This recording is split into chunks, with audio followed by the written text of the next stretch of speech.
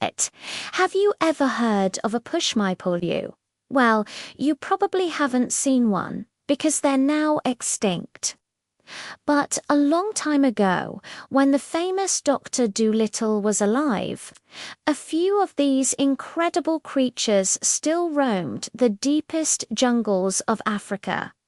Even then, they were incredibly rare. Imagine an animal with no tail but a head at each end, both with sharp horns. They were unbelievably shy and almost impossible to catch.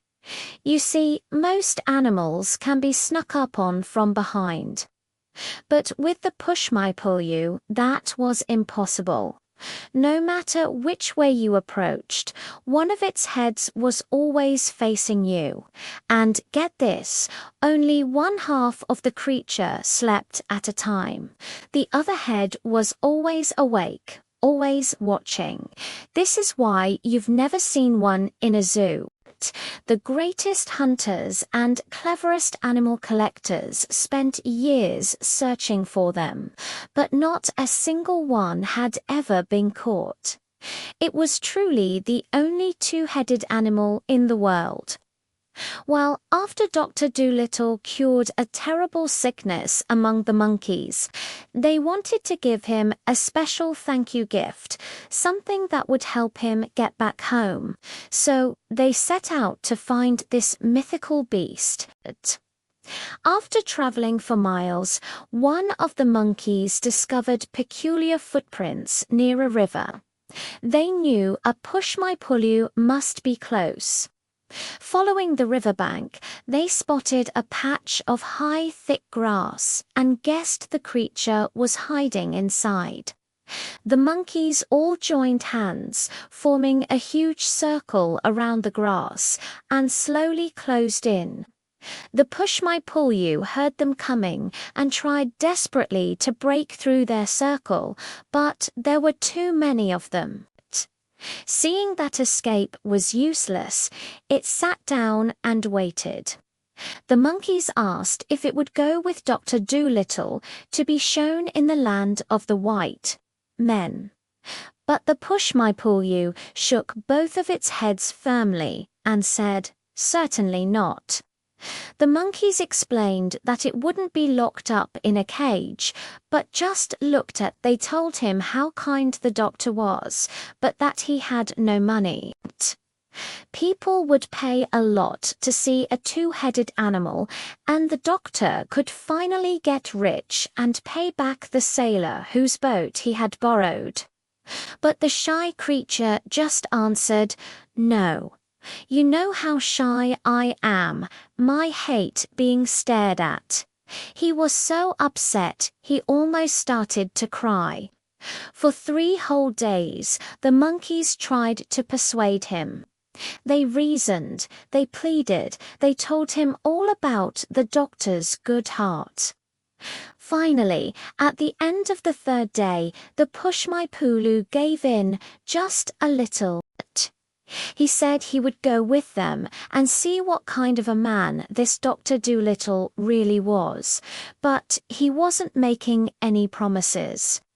So the monkeys triumphantly traveled back through the jungle with the pushmi-pullyu in tow. When they reached the doctor's little grass hut, they knocked on the door. Dab-Dab the duck, who was busy packing a trunk, called out, "Come in." The lead monkey, Chi-Chi, proudly led the strange animal inside to show the doctor. "What in the world is it?" asked John Dolittle, staring at the creature in amazement. "Lord save us," cried the duck. "How does it ever make up its mind?" "Jip," the dog muttered. "It doesn't look to me as though it had any." Chi-Chi announced, "This, doctor, is the pushmi-pullyu, the rarest animal of the African jungles, the only two-headed beast in the world. Take him home with you and your fortune's made. People will pay any amount of money to see him." But the doctor just shook his head. "But I don't want any money," he said gently. Yes, you do, quacked Dab-Dab impatiently. Don't you remember how we had to pinch and scrape just to pay the butcher bill back in Puddleby? And how are you going to get the sailor that new boat you promised him unless we have the money to buy it? The doctor replied, I was going to make him one. Oh, do be sensible, cried Dab-Dab. Where would you get the wood and the nails? And what are we going to live on? We'll be poorer than ever when we get back. Chi-Chi is right. Take the funny-looking thing along. Do. The doctor thought for a moment. Well, perhaps there is something in what you say, he murmured, looking at the creature. It certainly would make a nice new kind of pet. But does the what do you call it, really want to go abroad? The push-my-pull-you, who had been listening quietly, saw at once from the doctor's kind face that this was a man he could trust. Yes, I'll go, it said. You have been so kind to the animals here, and the monkeys tell me that I am the only one who can help you. But you must promise me that if I do like it in the land of the white men, you will send me back. Why, certainly, of course. Of course, said the doctor. He was already fascinated. Excuse me, he asked, surely you are related to the deer family, are you not? Yes, said the push-my-pull-you, to the Abyssinian gazelles and the Asiatic chamois on my mother's side. My father's great-grandfather was the last of the unicorns. Most interesting, murmured the doctor, already pulling a book from the trunk Dab-Dab was packing. Let us see if Buffon says anything. While the doctor was lost in his book, Dab-Dab the duck waddled closer. I notice, she said, that you only talk with one of your mouths. Can't the other head talk as well? Oh yes, said the push-my-pull-you, but I keep the other mouth for eating. Mostly. In that way I can talk while I am eating without being rude. Our people have always been very polite. When all the packing was finished, the monkeys threw a grand farewell party for the doctor. All the animals of the jungle came.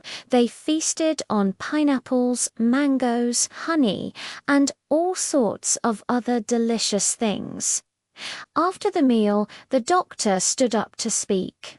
My friends, he began, I'm not very good at long speeches after dinner, and I have just eaten a lot of fruit and honey. But I want to tell you that I am very sad to be leaving your beautiful country, he continued, because I have things to do back home. I must go.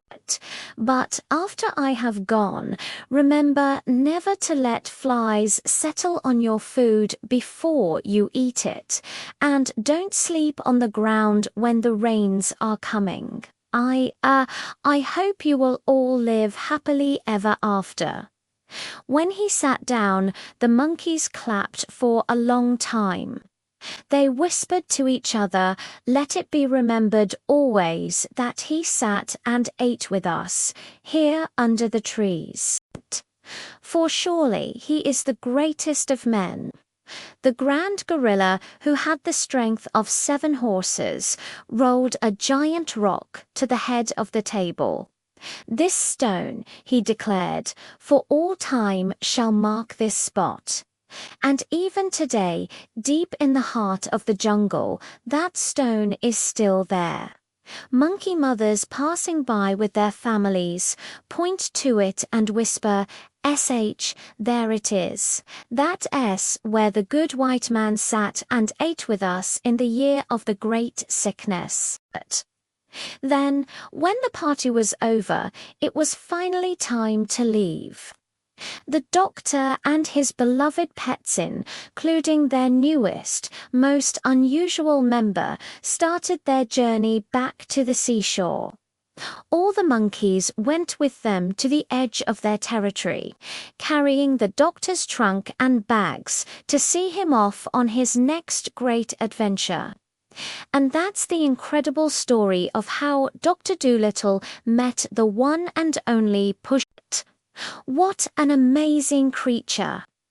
It just goes to show that the world is full of wonders if you only know where to look. Thanks for watching, and be sure to subscribe for more amazing stories. See you next time.